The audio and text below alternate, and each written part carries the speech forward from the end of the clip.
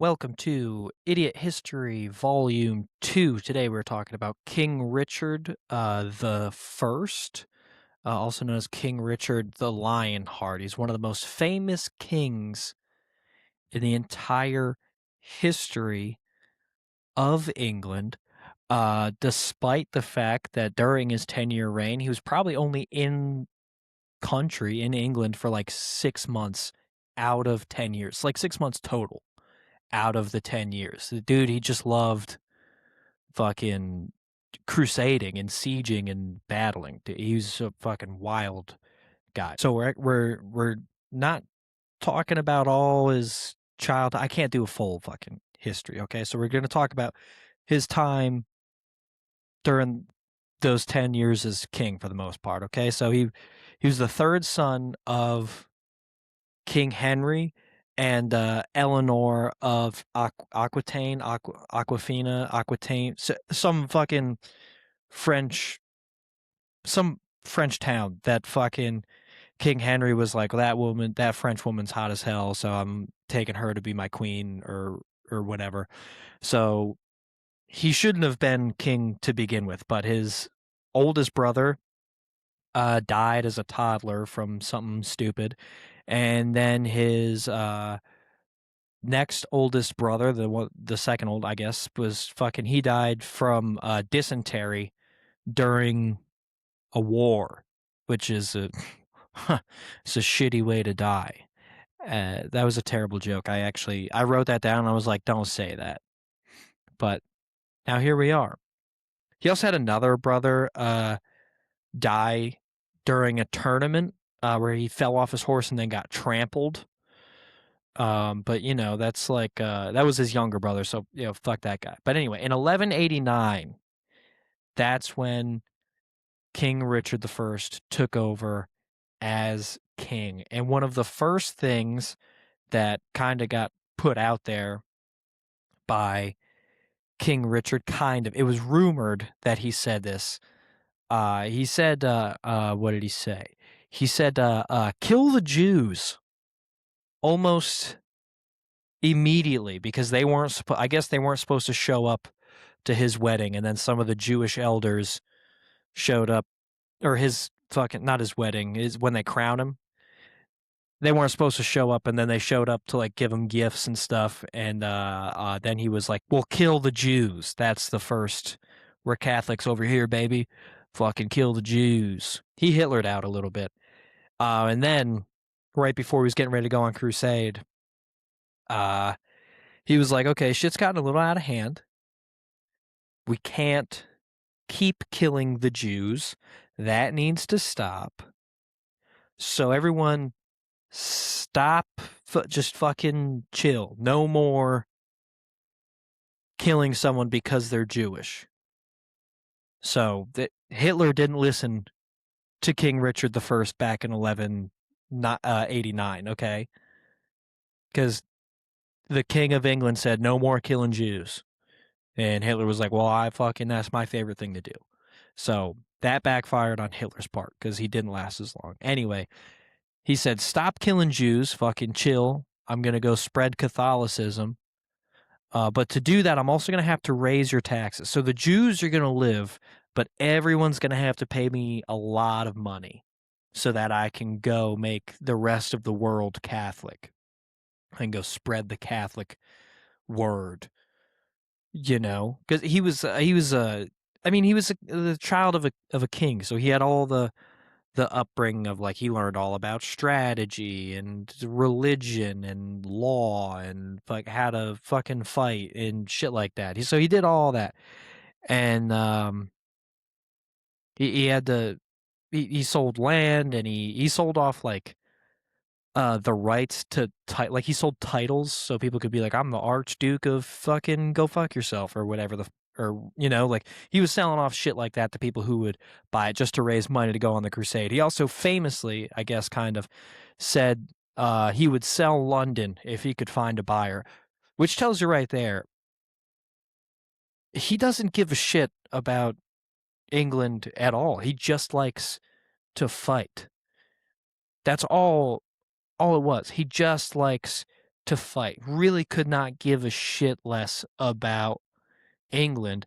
Really, just being king of England gave him the opportunity to be like, I could fucking do whatever I want now. Isn't that fucking sick? I'll go fight whoever I want.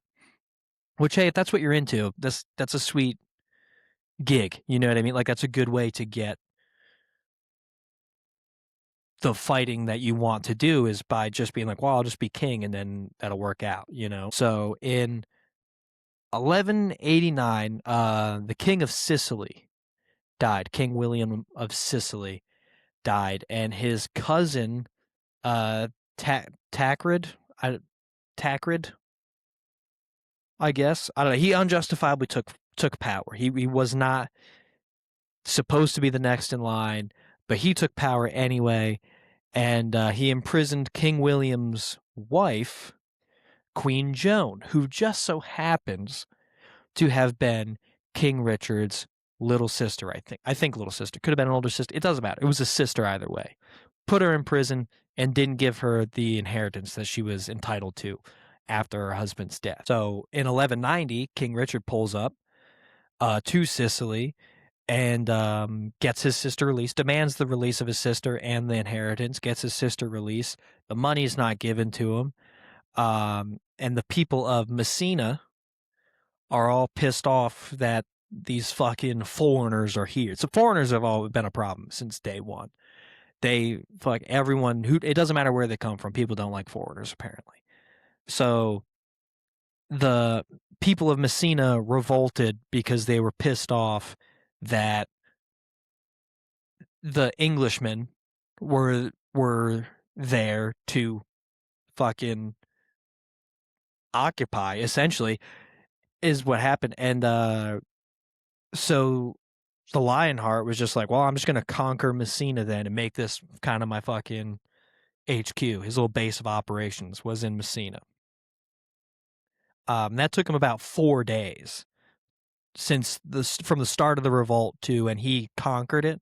That was about 4 days, which is pretty fast conquering for a city. So he occupied there for about a month, and then he got fucking Tancred, or whatever the fuck his name is, to sign a peace treaty. And so after the peace treaty, he was like, all right, well then I'm gonna bounce. I'm gonna go do what I wanted to do. So he took a bunch of troops and he was heading towards his next conquering. But a storm kind of fucking split his boats up a little bit, right? So the boat that had his sister, Joan, on it, and his new fiance got separated from the rest of the fleet. I mean, there was a couple other boats, but they got wrecked. But that boat in particular got separated from the fleet, and then they crash landed on. So the boat with his sister and his new fiance kind of crash lands on the shore of Cyprus, and then all those motherfuckers get taken prisoner, right? So they get taken prisoner. Queen Joan now prisoner again. So she's utterly useless at all times. She sucks. Just keeps getting fucking snatched up, prisoner style. So Richard gets the rest of his fleet together, heads over to Cyprus, and fucking deboards Cyprus, and is like, yo, give me the passengers, give me my sister, give me my new fiance, give me fucking any treasure or money that you took off of our wrecked ships or the ships that did survive. Give me all my shit back, right? And the king of Cyprus refused. So King Richard was like, well, then I guess we'll just get to conquering. We're going to start conquering. So he started conquering, and then the people who were following the leader or the king or whatever of Cyprus, a lot of those dudes abandoned him and started fighting the crusades with King Richard. So now Cyprus's guy, did I even write his name down? I didn't even write down the name of the guy who led Cyrus, okay? Or Cyprus, because he was useless anyway. He tried to run away when he realized he couldn't win, got captured. And, King Richard, this is when he pulled a pretty petty move, in all honesty.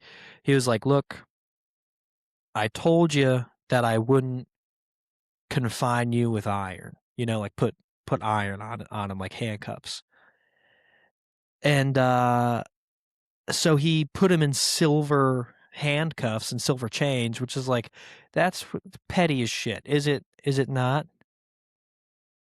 Like that's a good move to be like, well, fucking I said no iron, so I guess you'll get the silver. Um which is like, you still made him a prisoner. He should The guy who led Cyprus was kind of a pussy, in all honesty. So Richard goes on crusade. He takes over the whole island. Did some petty shit, and then and after having the island for a little bit of time, he then decided, was like, well, I'll sell it to the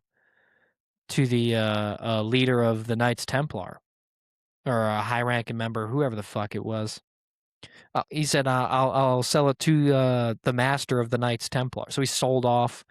He conquered an island. He was just like, here, take it. I need money to go fucking conquer. I need to fucking fill out these crusades. And so before leaving the island of Cyprus, he gets married to his new wife, and she goes to make her way back to England, which she fucking never gets there. Fucking King Richard is basically gone for 10 years, essentially. He makes it back to England before she ever did. I don't know what the fuck she did. It's a boat. It was like you couldn't get one boat back to England. You could get one person back to England in 10 years. That's crazy. What a terrible execution these people fucking had. It was god awful. But he leaves Cyprus, and that's when he finally starts getting on the crusade that he actually wants to do, and he starts heading towards for the siege of Acre, and he gets there at about mid 1191. He shows up in Acre. I don't know if that's what it's called. Acre, Acre. Fucking, I read that. I didn't hear that, so I'm gonna go with Acre. I hope that works for everybody, because I don't fucking know. And on his journey there, he managed to get I don't know, some weird form of scurvy. So fucking I don't remember if that's too much vitamin C or not enough vitamin C. Whatever it is, he basically got scurvy. He got a weird version of scurvy, and so he couldn't do any sieging on his own because he was fucking hemmed up. So what he did was he made a couple of dudes carry him on a stretcher while he had a crossbow, and so he shot his crossbow while being carried. He killed guards of the city of Acre. During the siege of Acre, he had people fucking carry him. He had fucking velvety robes on or whatever, and was just fucking plucking dudes off left and right. So they take Acre, tally up their prisoners. I think it was like 29,000 Muslims or something like that, or 20. I don't remember the exact number. He had a bunch of Muslims, and he was like, well, we can't take care of these guys. It's going to be too hard to go conquering if we got a bunch of Muslims in tow. So kill the prisoners. Let's fucking move it out, right? So he kills a bunch of prisoners and goes, well, we're going to start heading south. And when they went south, he took some town called Arsuf, and then Jaffa. Now, keep in mind, I read a lot of these city names. I don't know how to pronounce them, but it looks like he took a place called Arsuf, and then he took Jaffa, and then was like, we're going to start heading more inland, set my sights on Jerusalem. And Jerusalem was the big thing, one of the big things for King Richard the Lionheart. He wanted Jerusalem fucking bad, real bad. One of his biggest failures is that he actually was not successful in taking Jerusalem. So he started headed inland. He took Ascalon, Durham, and Beit Nuba. Now, Beit Nuba was about 12 miles away from Jerusalem. So he's getting right within striking distance. And there were several attempts made on Jerusalem, but the biggest thing that kept stopping King Richard from capturing the city of Jerusalem is that him and a bunch of other leaders couldn't decide on how to do it. So King Richard and a bunch of people thought like, okay, well, we should take Egypt, because if we take Egypt, we can cut off their supply lines, right? And that would be good. But then other leaders were like, we don't want to do that. We want to fucking just hit Jerusalem. We think the move is to just hit Jerusalem dead on. Don't fuck around with the other guys. And King Richard was like, okay, if that's what you want to do, fine. I don't think that's what I want to do, but if that's what you want to do, fine. But I'm going in as just a regular soldier. I am not leading the army. That is fucking someone else's problem. I'm just going to go in and slay dudes. That's all I want to do. I don't want to be in charge of shit. If you want to go take Jerusalem, I'm not going to be in charge of shit. I'm going and I'm slaying dudes. And people were not on board with that. They were like, that plan does not work. You have to lead us. You're the king. And it was like, well, fuck. Then I guess we're not doing that plan, are we? And then eventually, after trying to figure all that shit out and failing to get Jerusalem, King Richard was like, well, I have to go back to England. He essentially just ran out of time, is a big part of it. He ran out of time and he had to go back to England because he has kingly duties that he has to attend to. Unfortunately, in his opinion, he doesn't want to do any of that shit, but it's his responsibility. His dad was the King of England. Now here he is, the King of England. He's got to go fucking settle up on, make sure the Jews are staying alive, make sure people are still getting taxed and all that kind of stuff. So he abandons the siege of Jerusalem because it's not going to happen. He's got to go. He's got other shit to handle. He's got his kingdom responsibilities that he's just got to fucking get done, Now on his way back to England, he once again gets fucking slapped with bad weather, which I guess that's expected on the high seas during that time. I mean, how many times have you been on a plane and you're like, well, it's raining up here, and then you go over the water, you're on a boat and you're like, it's kind of, it's a little choppy weather out here. Like, if you leave fucking within 5 feet of the planet Earth, and you're out on the water, or of land, I should say, and you're up in the air, you're out on the water, you're getting hit with a fucking storm or something. No one's got clear water for that. These guys are sailing for, like, I don't know, a month at a time. I have no idea, but you're going to hit a fucking storm. So on his way back to England, he gets hit with the bad weather, and he's forced to port in Corfu. Okay, so he can't take those big ships out anymore. What he does, he gets on a little boat, dressed as a Knights Templar, and he brings 4 of the dudes with him. So it's 5 people total, and he fucking hits the watery trail going down a river or something, and he gets shipwrecked in Aqualia. Now, when he gets shipwrecked in Aqualia, now it's just him and his buddies. He's like, well, let's get to March. Now we got no choice because we don't have any supplies or anything. We've got to go on foot. So he starts traveling to England on foot, which is way more dangerous, way more treacherous, not as fast. You know what I mean? So they're fucking heading out. While he's traveling on foot, he makes it near Vienna, and near Vienna he gets captured by Leopold of Austria. Now, Leopold of Austria was not a huge fan of King Richard because he believed that King Richard ordered the murder of his cousin. He believed that King Richard ordered the murder of his cousin, and so was like, well, that's fucked up. I don't fucking like that at all. So now you're my prisoner. So King Richard gets taken prisoner. And while he's a prisoner, he's just fucking chilling for the most part. He's just a prisoner in a Dernstein Castle, the Dernstein Castle, or just Dernstein Castle. Either way, helping the Jews did not help him in the long run. Came back to bite him, apparently, ordering hey, stop killing the Jews. Blew up in his face a little bit.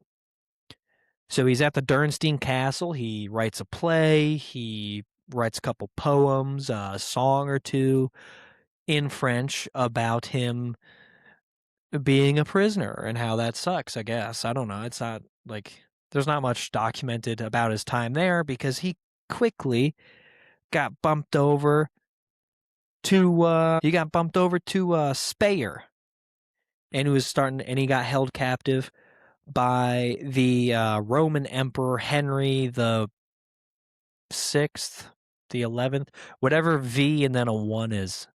I think that's 6. So the Roman Emperor Henry the 6th was holding King Richard the 1, prisoner in an all new castle. And while he was being a prisoner there, Emperor Henry demanded 100,000 pounds of silver for his release. That was his hostage negotiation ransom. 100,000 pounds of silver. And I don't say pounds as in money. I mean in terms of weight, because that's how they used to do money back then. So he wanted 100,000 physical pounds of silver. Now, the King of England and his family, they don't make that much silver over the course of like a fucking year or whatever it is. They're not making that much money. That's a lot of money. 100,000 pounds of silver. So then what do?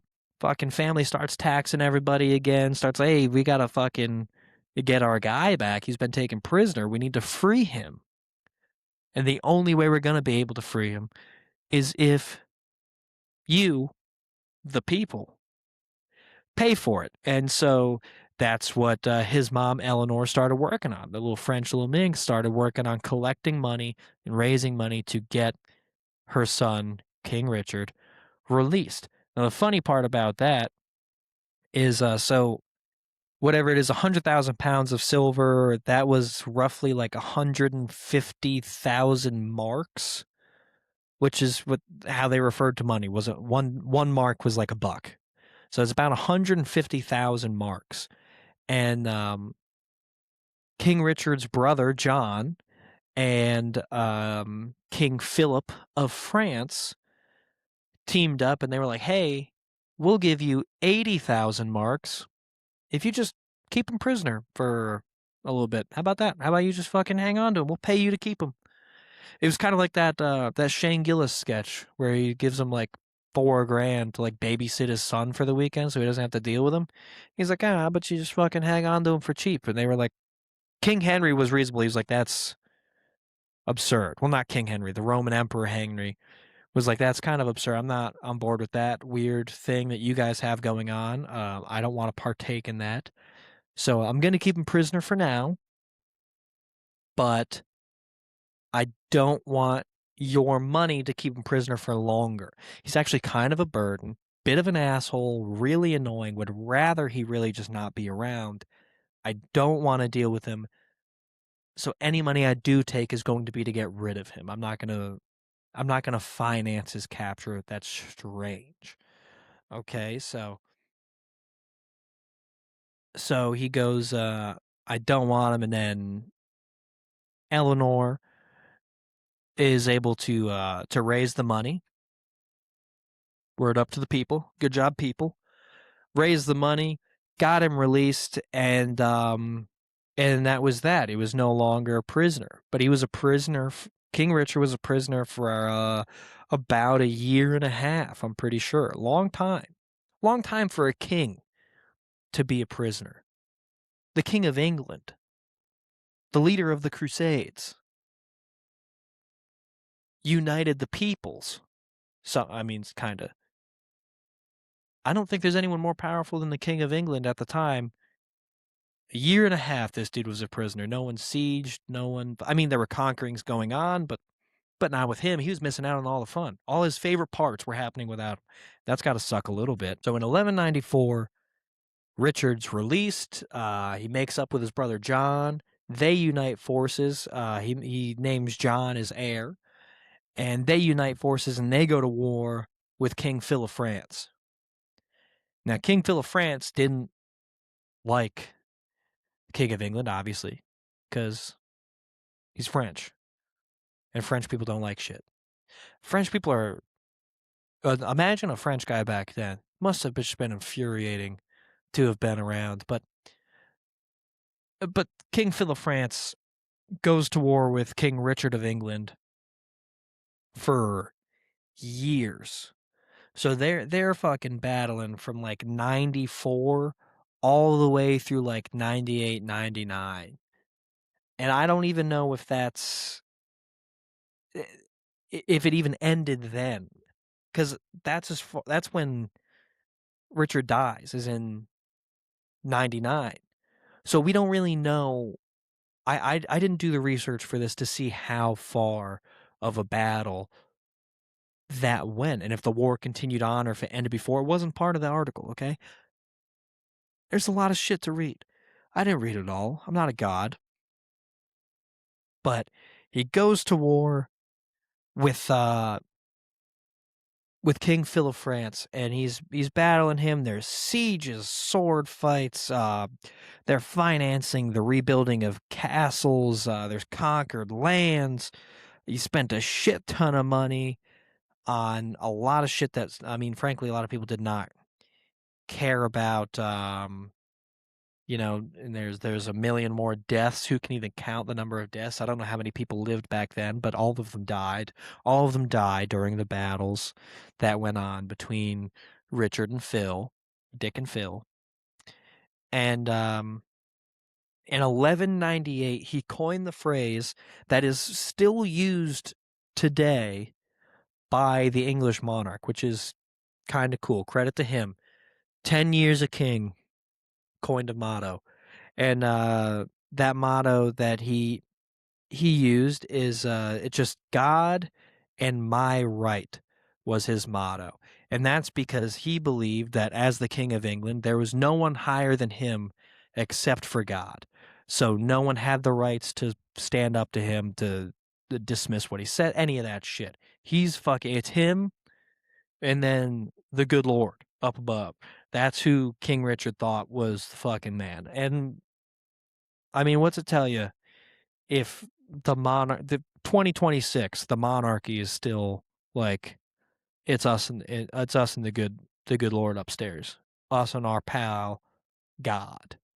So fucking the ego on those guys to hang on to that for so long is crazy. Now in 1199, early 1199 in March, King Richard's riding along, going on siege, going on crusade, going on conquering, getting some conquering done. He's riding along in a limousine, whatever the fuck that looked like back in 1199. I would find it hard to believe that he was driving around in a long black car at that time, but whatever a limousine looks like back then, maybe it's a fucking stretch wagon, I don't know.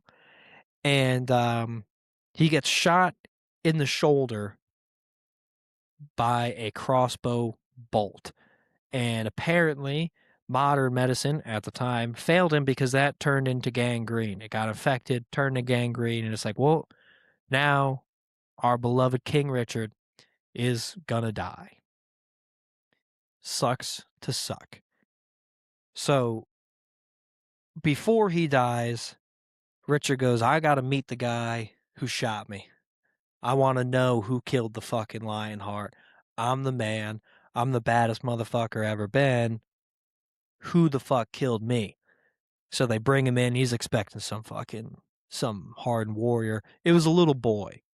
He got killed. He got shot by a crossbow bolt in the shoulder by a little boy. And the little boy was just like, well, you killed my daddy and you killed my two brothers. And so I'm going to kill Richard in revenge. And King Richard was like, hey, fair enough. That makes sense. And you got me. Kudos to you. So the little boy is like, well, I'm going to get executed, obviously, because I've killed the king. But King Richard was cool, showed him a little bit of mercy. He was like, run along, you're good to go, little man. Live out your days in the sun and the glory of killing the king. And also, here's 100 shillings. So he fucking paid the guy who killed him. He was like, you know what? Actually, I got to hand it to you. You got my ass. So gave the little boy $100, sent him on his way. I don't know what happened to that kid. If I were to guess, he probably grew up to just, I don't know, just constantly visiting different bars and brothels, telling that story to as many people who would buy him drinks when he told it. And I don't think I blame him. That's what I would do too. You kill the king, I'm going to let people know. I'm not going to keep that shit to myself. You know what I mean? But that's how King Richard died. He died of gangrene, which is right up there with how his brother died of dysentery. And then his other brother died because he got trampled by a horse. So just a lot of weird deaths for them. I mean, but what do you expect? You know, people live weird lives like Conquering for 10 years and you die from it. And you know, King Richard and his dad Henry, they were weirdos. They believed that they were descendants of a sea fairy, of an evil shape-shifting sea fairy who was who never went to church with her husband. She married a regular human man and refused to go to church, had 4 kids with him. And one day when she was being forced into the church, she sprouted her wings, grabbed 2 of her kids, and jumped out the window, never to be seen again. And those 2 kids that got left behind, those are the people that King Richard the Lionheart and his dad think that they descended from. See, they think they were descendants of a sea fairy, a wicked sea fairy. Which, hey, fucking maybe, I don't know. You know what I mean? The King Richard of England, he also fucking loved King Arthur. Thought King Arthur was the fucking man. Claimed to have carried Excalibur at one point. He said he used Excalibur in battle just like King Arthur did. So the only 2 guys worthy of carrying that sword. I think they put it back in the stone afterwards. You can pick it up and carry it once it's out of the stone, but you got to put it back in the stone after. I'm pretty sure that they wrote that on the handle. It's kind of like Thor's hammer. They spoke a little password into it or something. Um, but yeah, in summary, he was kind of a badass warrior and leader. I don't know if he was a great king or not. That's up for a lot of discussion, apparently. So he may not have been the best king, but he was a hell of a fighter. And I just honestly, my biggest question coming out of this was people think that he may not have spoken English. So I wonder if it bothered people at the time or now that one of the greatest kings, or at least one of the most well-known kings of ancient history in England, probably spoke French and went fucking at the end of sentences or whatever the fuck French people do to make fun of you. I bet you he did that a fucking ton. Just like I can't even do it. Just oh well, oh baby, taxes. Give me your money. That's a terrible French accent, but that's pretty much how he talked. And guys, that's gonna do it for today for Idiot History. That's volume 2. This honestly, there was so much with King Richard the Lionheart that I had to pick a chunk of his timeline to get through, because if I didn't, I'd be sitting here talking for 3 hours. So I figured the time that he was actually king would have been the most notable time to talk about, the most appropriate time to talk about. Maybe in some other episode we'll get into him as a child and how he went to war with his dad at one point and had to give that up, and shit like that. But there was way too much to cover, so I dumbed it down to just the 10 years he was king. And during those 10 years, he kind of had some shit going on. But that's Idiot History Volume 2, King Richard the Lionheart, guys. Thank you so much for listening. We do these Idiot History episodes about once a month. And this is only our second one, but I do have a lot of fun doing them. It's something different. It mixes it up for me, mixes it up for you guys. I try and keep it interesting and a little funny. And I don't know who. We've got a month to figure out who the next one's going to be. I don't know who it's going to be, but it's going to be a hell of a lot of fun once again to delve into a story and see, like, well, fucking, who do we want to talk about now? I don't know. Maybe we'll fucking do Stone Cold Steve Austin or fucking just the Knights Templar in general. Maybe we'll do Idiot History on how they came up with hot Cheetos. I have no idea. I'll come up with something. But that's Idiot History for today, guys. Thank you so much for listening, and we'll catch you next week. Pat on the back, Fridays at 7. Thank you.